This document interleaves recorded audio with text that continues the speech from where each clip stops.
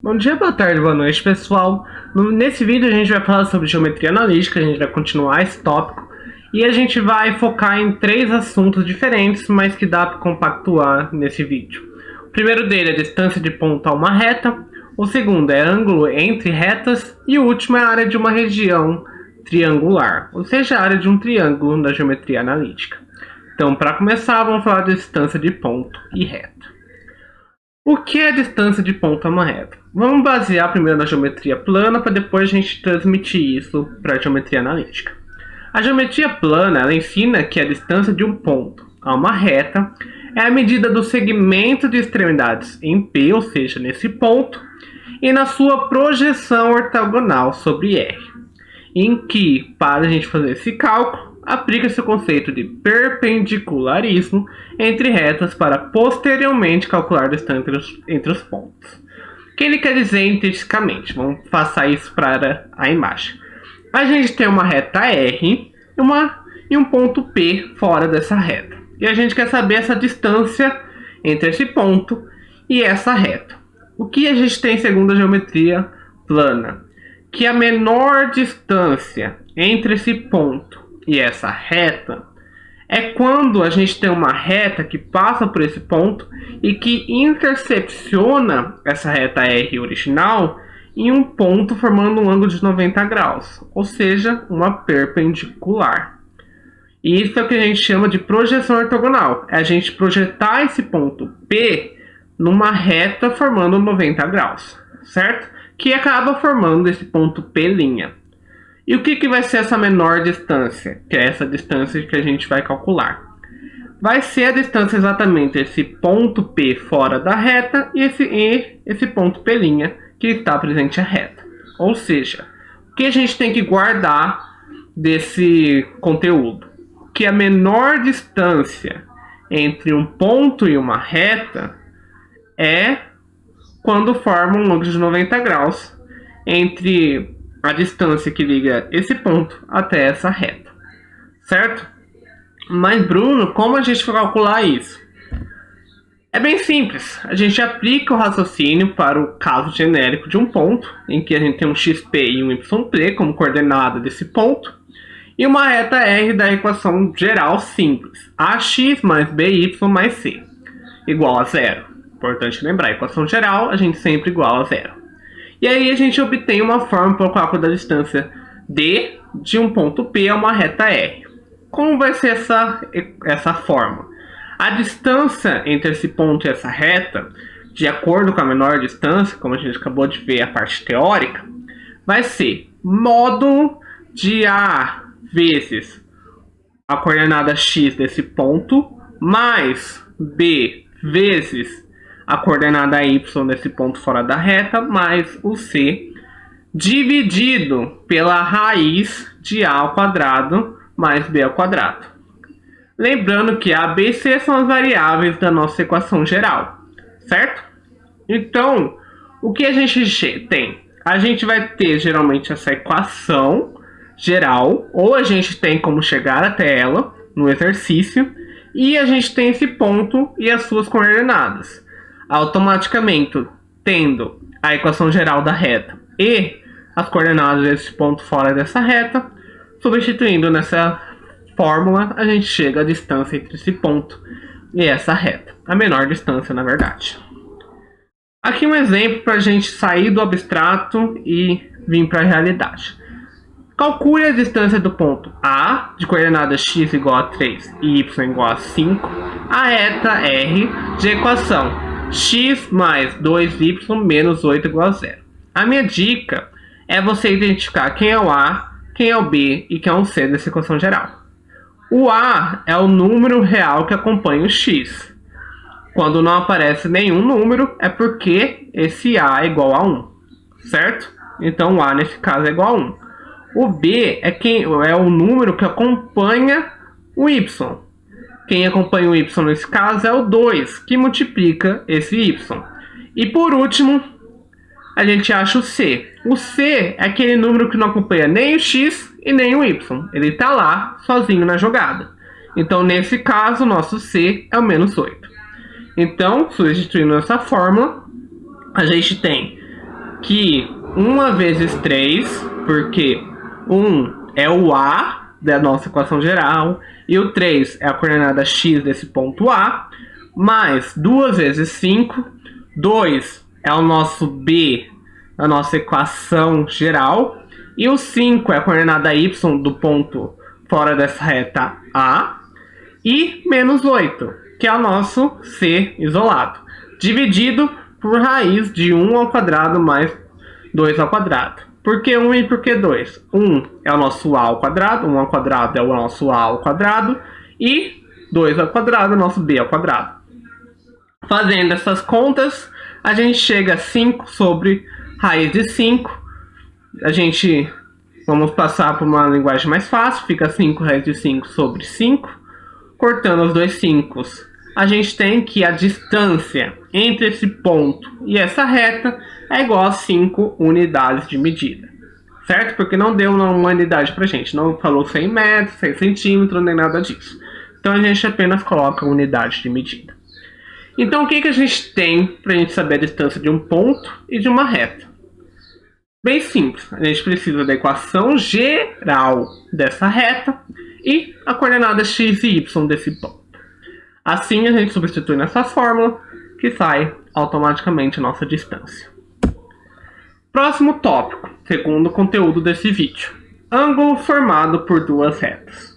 Antes de a gente entrar de cabeça nesse conteúdo, a gente vai fazer uma revisão simples de ângulo formado entre duas retas.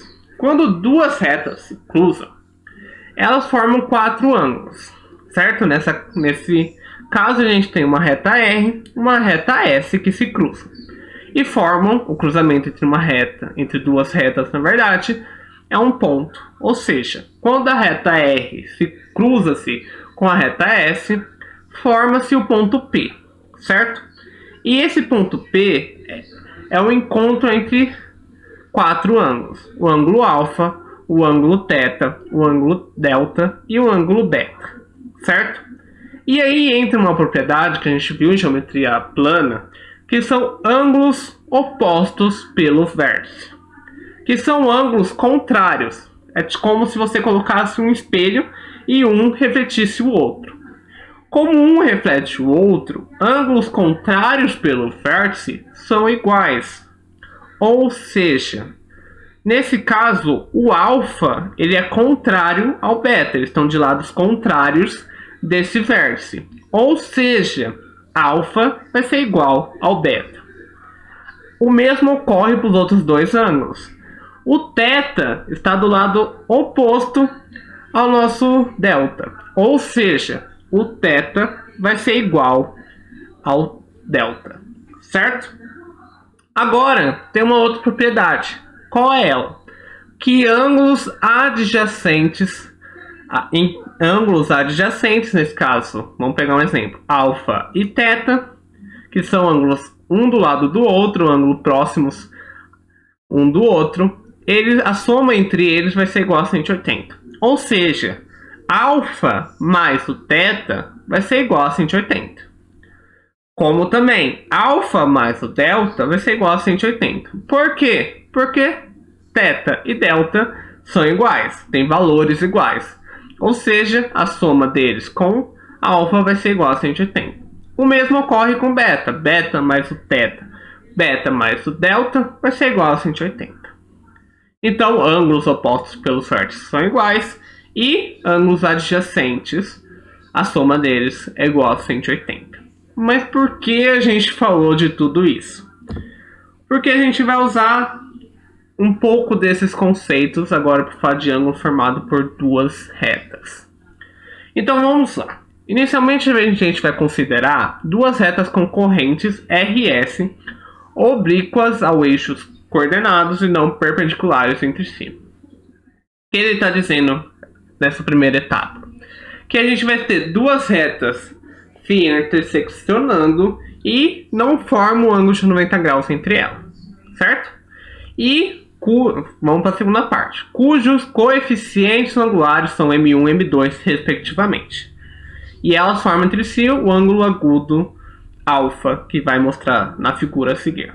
Ou seja, a gente tem uma reta R de coeficiente angular M1 e a gente tem uma reta S de coeficiente angular M2, certo?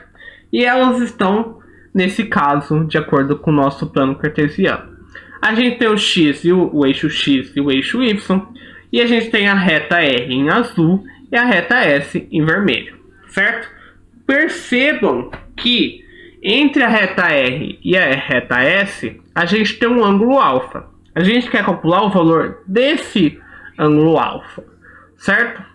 E aparecem dois outros ângulos. O ângulo θ, que é a variação angular da reta S em relação ao eixo X, e o ângulo β, que é a variação angular da reta R em relação ao eixo X, certo? Outra coisa, percebam que a gente tem um triângulo bem no meio, certo? E nesse triângulo a gente tem dois ângulos internos, alfa e θ, e um ângulo externo, que é o nosso beta. E na geometria plana a gente tem um teorema, que é o teorema do ângulo externo. E o que diz esse teorema? Que um ângulo externo vai ser igual à soma dos ângulos externos desse triângulo que não são adjacentes a ele. Ou seja, nesse caso, beta vai ser igual à soma do alfa mais o θ. E daí que a gente vai partir. Então, θ mais alfa é igual a beta. Passando o θ para o outro lado e deixando só o alfa de 1, a gente tem que alfa vai ser igual a beta menos o θ. Agora a gente vai jogar a tangente dos dois lados. Ou seja, a tangente de alfa vai ser igual a tangente de beta menos θ. Usando uma propriedade trigonométrica, a gente chega que θ de beta menos tangente de θ sobre 1 mais a multiplicação entre essas tangentes, ou seja, tangente de beta vezes tangente de θ, vai ser igual a tangente de alfa. E lá no primeiro vídeo de geometria analítica, a gente falou de variação angular, coeficiente angular. E a gente chegou na relação que a tangente da variação angular de uma reta é igual ao coeficiente angular. Ou seja, nesse caso, a tangente de beta é a variação angular da reta R, certo? Então a tangente desse ângulo beta vai ser igual ao coeficiente angular M1 da reta R, certo? Assim como o θ é a variação angular da reta S, certo? Aqui na imagem fica mais fácil de ver. O θ é o ângulo formado entre o eixo X e a reta S, que é a nossa variação angular. E a tangente desse ângulo θ vai ser igual ao coeficiente angular M2 de S. Ou seja, a gente vai substituir essa tangente de beta por M1, que é o coeficiente angular dessa reta R, e a gente vai substituir também a tangente de θ por M2, que é o coeficiente angular da nossa reta S. O que isso acaba gerando?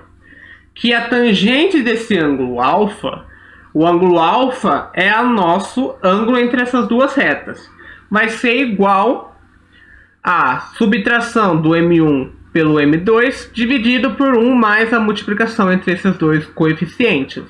Ou seja, se eu tiver duas retas se intercepcionando e não formo um ângulo de 90 graus entre elas, a gente tem que,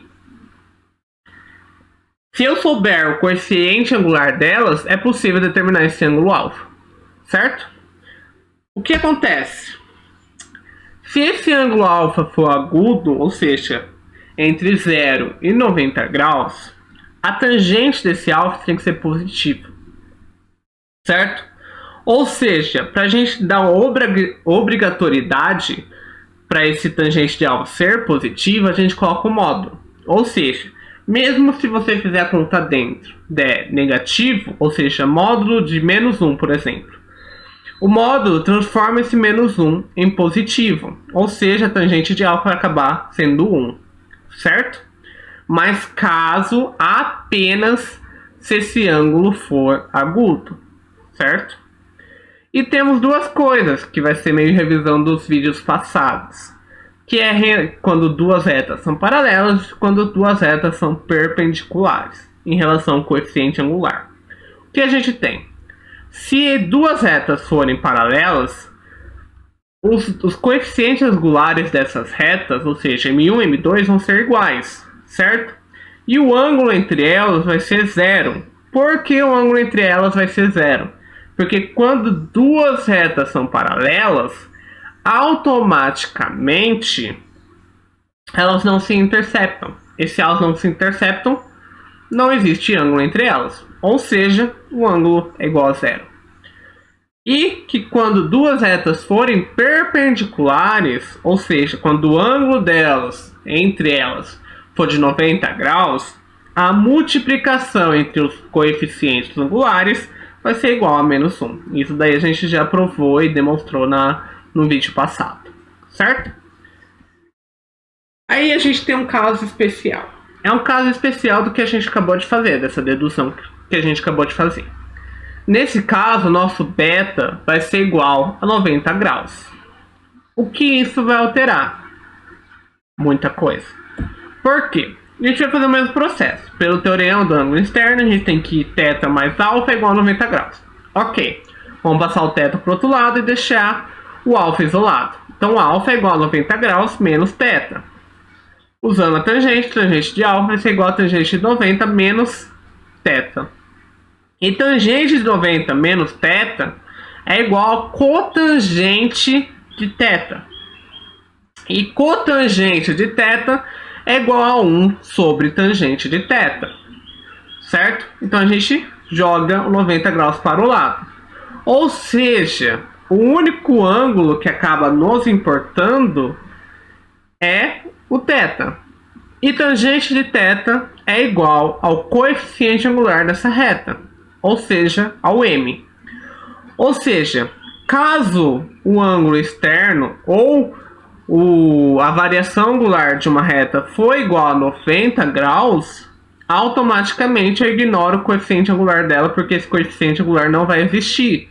Por que não vai existir? Porque tangente de 90 graus não existe, certo? Isso vem da trigonometria na circunferência, certo? Então, o que vai acontecer? Como esse tangente não existe, sobra apenas o tangente da outra, que nesse caso é o ângulo θ. Ou seja, a tangente desse ângulo alfa, esse ângulo alfa, só lembrando, é o ângulo entre essas duas retas, vai ser igual a 1 sobre m, certo?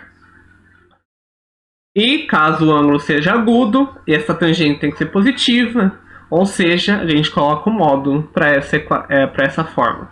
Ou seja, quando o coeficiente angular de uma das retas for igual a não existência, porque a variação angular é igual a 90 graus, automaticamente a gente vai para essa fórmula em vez de utilizar a anterior, certo? Mas caso aconteça esse caso especialmente, certo? Agora a gente vai para o último tópico, ver se eu não pulei muitos slides, e a gente vai falar sobre a área de uma região triangular. Ou seja, a gente tem um triângulo nesse plano cartesiano. E o que vai acontecer? Os vértices desse triângulo vão ter uma coordenada x e y. No caso do A, xa, y,a. No caso do B, xb, yb. E no caso do C, xc, yc. E eu marquei a altura relativa ao vértice C, que gera um ponto P nessa reta, nesse segmento que liga A e B, certo? E se eu fosse pela geometria plana, calcular a área desse triângulo, o que eu faria? O famoso base vezes altura dividido por 2. Nesse caso, quem vai ser a base, quem vai ser a altura? A base vai ser o nosso lado AB. Ou seja, esse lado vai ter qual valor? A distância entre o ponto A e o ponto B, certo? Vezes a altura. Quem vai ser a altura nesse caso? O segmento CP, certo? Ou seja, a altura vai ser a distância entre o ponto C ao ponto P, a multiplicação da base vezes a altura dividido por 2. Ou seja, a distância de AB vezes distância de CP dividido por 2. certo? Apenas recordando, na geometria analítica, distância de A a B expressa a medida do lado AB e a distância C, a reta suporte do lado AB, expressa a medida da altura CP, certo? Tem uma maneira mais, vamos dizer, simples de calcular isso. Vamos considerar esse triângulo, conversa de coordenadas qualquer, ou seja, o A tem coordenadas x1, y1, o C tem coordenadas x3, y3 e B tem coordenadas x2, y2. O que vai acontecer? A gente tem como calcular essa área a partir fazendo simplesmente conta que a área vai ser igual a meio vezes o parâmetro D. E o que vai ser esse parâmetro D? O parâmetro D é determinado pela matriz das coordenadas do vértice do triângulo ABC, em que o parâmetro D é a mesma matriz determinante para verificar a condição de alinhamento de 3 pontos. Então a gente vai usar aquela propriedade de condição de alinhamento, certo? Só que em vez de a gente considerar, a gente vai considerar, só que a gente não vai pegar o resultado final, a gente vai dividir esse resultado por meio para descobrir essa área. Apenas recordando essa determinante é bem simples. Eu coloco na primeira linha x, y, y1 e na primeira coluna a gente coloca as coordenadas por ordem de letra. Então x1, x2 e x3 na primeira coluna. Na segunda coluna, y1, y2 e y3, ou seja, as coordenadas y dos nossos pontos. E na terceira coluna a gente coloca apenas 1 para preencher essa coluna, essa determinante 3 por 3. Certo? E aí a gente resolve essa determinante. Mas como a gente está falando de área, a gente divide pelo meio. Certo? Caso você prefira fazer pelo modo tradicional de geometria plana, você vai ter que descobrir a altura e o nosso lado base. E caso você prefira fazer por determinante, que é uma forma mais algébrica, faz a determinante utilizando esses 3 pontos, como se fosse a condição de alinhamento desses 3 pontos, e divide por meio depois, certo? Nesse vídeo é isso, muito obrigado pela atenção, até o próximo vídeo, beijo, beijo, tchau, tchau.